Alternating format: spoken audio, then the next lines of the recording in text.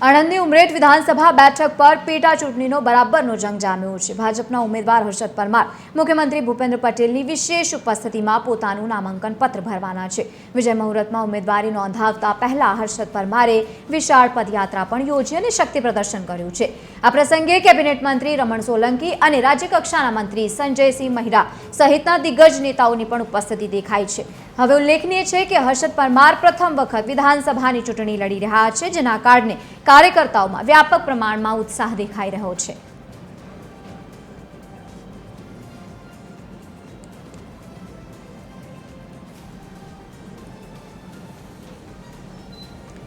તો વિશાળ પદયાત્રા સાથે હર્ષદ પરમાર જે પ્રમાણે શક્તિ પ્રદર્શન કરતા દેખાયા છે, કાર્યકર્તાઓ સાથે ખાસ તેમને એક બેઠક પણ યોજી હતી અને બીજી તરફ પાયાની સુવિધાઓ હવે તે જોતા ત્યાં દેખાયા હતા, કારણ કે જે પણ સામાન્ય જનતા છે તેમના જે પ્રશ્નો છે તેને લઈને પણ અનેક તેમના તરફથી રજૂઆતો પણ આવનારા સમયમાં કરવામાં આવશે। પરંતુ પહેલીવાર જ્યારે તેઓ વિધાનસભાની ચૂંટણી લડી રહ્યા છે તેમનામાં પણ અલગ જ પ્રકારનો આ વખતે ઉત્સાહ પણ જોવા મળ્યો અને તેમનો ઉત્સાહ વધારવા માટે અનેક દિગ્ગજ નેતાઓની ઉપસ્થિતિ પણ ઉમરેઠમાં જોવા મળી રહી છે।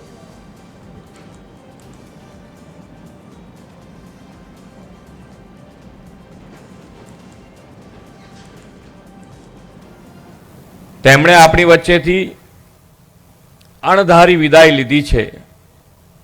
પ્રભુ તેમના આત્માને શાંતિ અર્પે।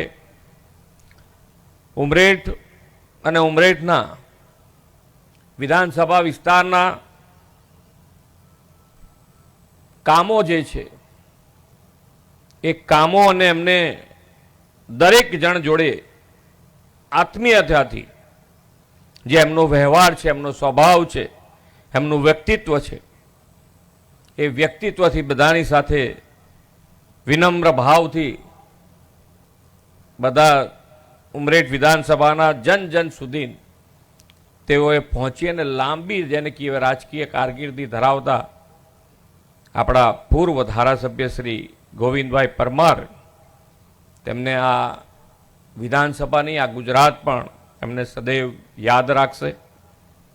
અને એમના પછી આજે જે જવાબદારી છે, જનસેવાની જે જવાબદારી છે, આ વિધાનસભાની જવાબદારી છે, એના માટે ભારતીય જનતા પાર્ટીએ એમના પુત્ર ઉપર કળશ ઢોળી અને આ જવાબદારી સોંપવાનું નક્કી કર્યું છે।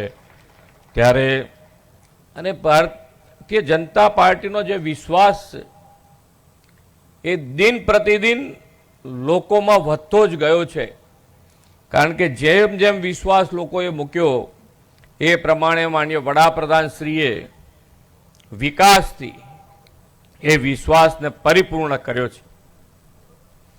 જે પ્રમાણે અત્યારે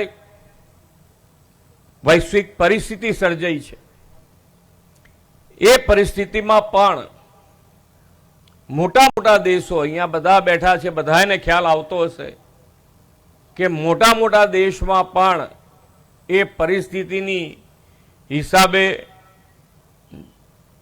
જે પરિસ્થિતિ ત્યાં સર્જાઈ છે, લોકોમાં જે ઉચાટ ઊભો થયો છે, એમાંનું કંઈ પણ આજે ભારત દેશમાં નથી ને એને જો કોઈ મૂળમાં હોય તો એ આપણા બધાનો વિશ્વાસ અને વિશ્વાસવાળા નેતૃત્વ એટલે માનનીય વડાપ્રધાન શ્રી નરેન્દ્રભાઈ મોદી। જન જનની, સામાન્ય માણસની, નાનામાં નાના માણસની ચિંતા કરીને વિકાસની રાજનીતિ જેમણે શરૂ કરી છે એવું નેતૃત્વ છે આપણી પાસે। ત્યારે આજે ઉમેદવારી જ્યારે પત્ર ભરાઈ રહ્યો હોય ત્યારે હું પણ આજે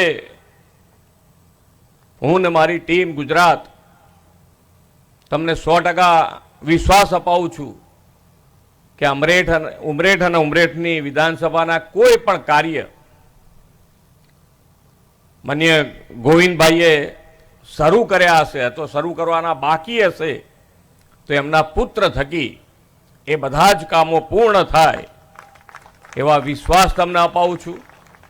આપણે સૌ મતદાનના દિવસે ખૂબ મોટી સંખ્યામાં મતદાન કરીએ, કારણ કે એક જ વિધાનસભા છે, એટલે એક જ વિધાનસભા છે ત્યારે આપણે સૌએ અહીંયા બેઠેલા તમામે એવી મહેનત કરવાની કે સૌથી વધારે મતથી આપણા ઉમેદવાર શ્રી જીતે એના માટેનો પ્રયત્ન કરીશું ને આજની મહેનત છેલ્લા દિવસ સુધી આ જ જનૂન સાથે તમે આ કાર્યમાં જોડાયેલા રહેશો એવા વિશ્વાસ સાથે વિરમું છું. ભારત માતા કી જય, વંદે માતરમ, જય જય ગરવી ગુજરાત.